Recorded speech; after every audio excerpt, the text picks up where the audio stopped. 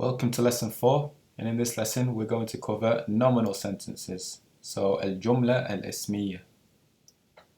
So jumla al-ismiyya, nominal sentences, are sentences in contrast to verbal sentences. They don't have a verb in them. It is purely nouns.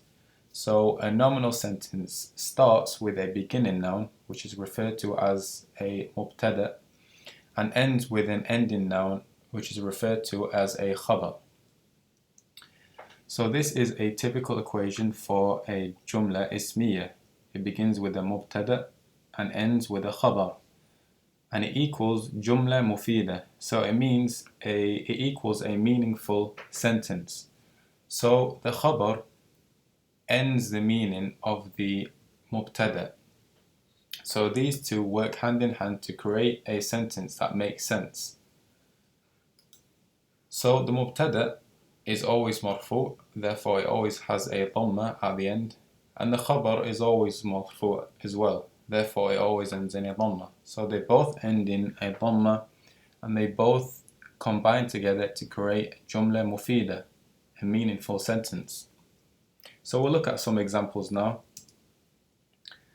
So this column will contain the mubtada, and this column will contain the khabar.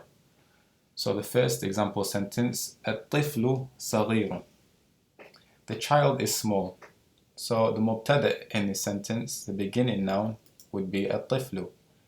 And the khabar, the ending noun, which makes the sentence make sense essentially, صغير.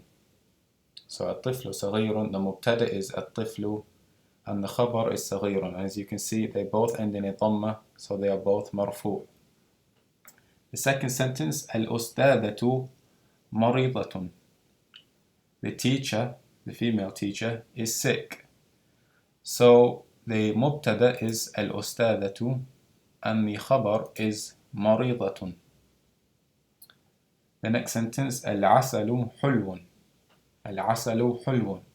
The honey is sweet. So the mubtada is العسل and the khabar, the ending which finishes off the meaning, is حلو. The honey is sweet.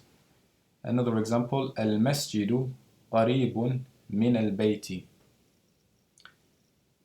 The masjid is close to the house. So the mubtada will be the first noun, which is المسجد, and the khabar will be قريب. And this is because although it's not the last noun in the sentence, it would make sense if we just said al-masjidu qaribun. It would make sense if we just said the masjid is close by. We don't need it. We don't need min al-bayti. If we removed min al-bayti, this sentence would still make sense. We would still be able to say the masjid is close by, al-masjidu qaribun. So the next example, al-lughatu al-arabiyyatu jamilatun. The Arabic language is beautiful. So the mubtada in this sentence would be al-lughatu, and the khabar would be jamilatun. The reason being is if we said al-lughatu al-arabiyyatu, if we just said the Arabic language, it wouldn't have any meaning to the sentence. We wouldn't gain anything out of that sentence. The khabar, jamilatun, finishes off the meaning of the sentence. So it would say the Arabic language is beautiful. So it finishes off the meaning of the sentence. That's why jamilatun is the khabar.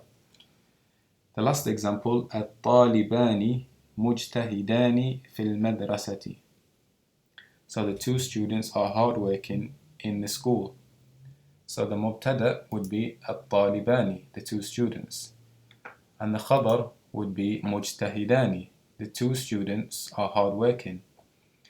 Likewise, similar to this example here, if we removed fil madrasati, it wouldn't change the basically meaning of the sentence. It would still be a meaningful sentence. It still makes sense to say there are two students that are hardworking. If we remove fil madrasati, it would still be a beneficial, meaningful sentence. So let's do the i'rab grammatical analysis of a sentence. So we'll take الطفل صغير. So الطفل, the إعراب of الطفل would be مبتدأ مرفوع وعلامة رفعه الضمة. So الطفل is the مبتدأ, it is مرفوع, and the sign which indicates it's مرفوع is the ضمة. وعلامة رفعه الضمة, the sign that indicates that it is مرفوع is ضمة. So for the word صغير, that would be خبر مرفوع وعلامة رفعه الضمة. So we know صغير in this sentence is the خبر, it is مرفوع, and the sign which indicates that it is مرفوع is the ضمة.